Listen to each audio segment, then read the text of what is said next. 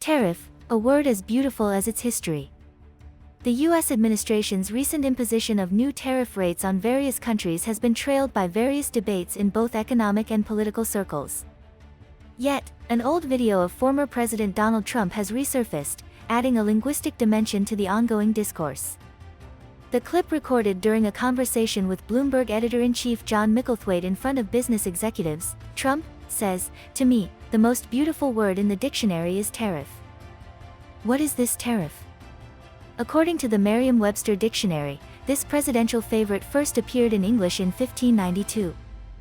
Though not your everyday word, registering around 10 occurrences per million words in modern English, as the Oxford English Dictionary noted, its journey across time and space is remarkable. From its Arabic roots, it passed through Persian and Turkish tongues, filtered into Latinized Italian, crossed into French, and finally arrived in English, where it now sits crowned as a term of endearment in the Trumpian lexicon. The semantic evolution of tariff is as telling as its political history. Its etymological roots lie in Classical Arabic, where the triliteral root, arif, conveyed meanings of knowledge and recognition. From this root, the noun tarf, notice, definition, or description, is formed. After the birth of Islam, the word joined the expanding Arab-Muslim vocabulary. It entered Persian as tarifi, with the meaning, a fixed price or receipt. Under the Ottomans, the term became tarif, denoting a price list or custom schedule, thus anchoring the semantic root of what would become Donald Trump's favorite. Following the conquest of Istanbul, as the state sought to regulate the flow of goods across its vast domains, these customs duties were formally listed as tarif.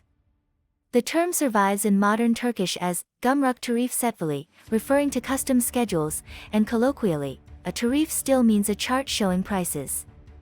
But language, like trade, is rarely confined.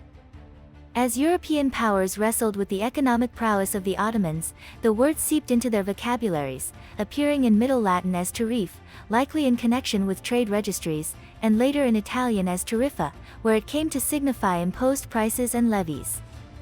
French adopted it as tariff, still in use today to denote price or cost, while the specific meaning of a customs duty is more precisely termed droit de douane.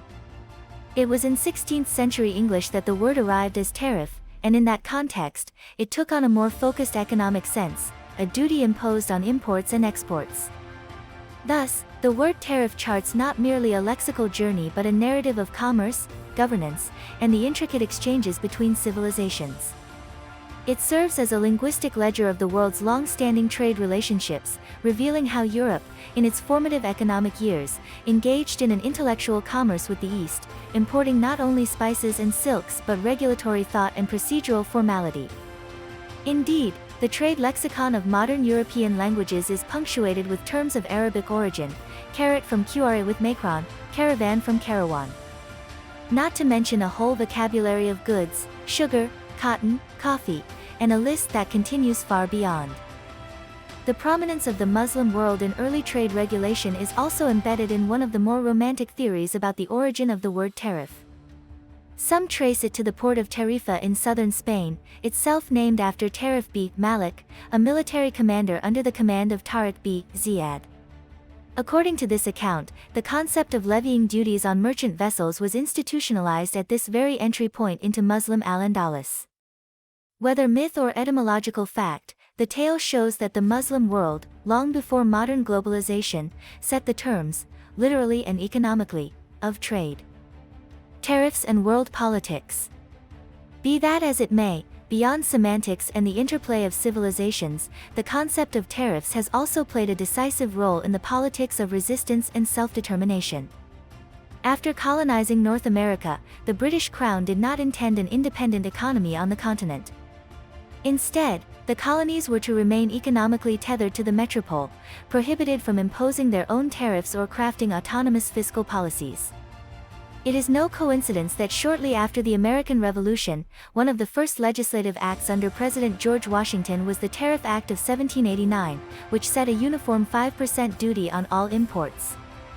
Over time, this rate would climb to 49%, prompted by northern manufacturers who sought protection from British industrial dominance.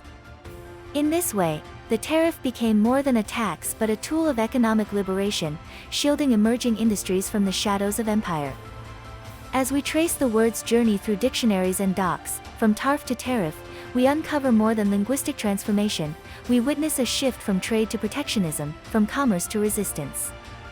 What began as a word rooted in knowing gradually evolved into one associated with taxing and regulation. And now, perhaps, in the rhetorical hands of Donald Trump, we are witnessing yet another turn in its semantic arc, from taxation to a kind of economic vengeance. Will this make a new meaning? Time will tell. But what is certain is that behind even the simplest words lie histories of power, identity, and struggle.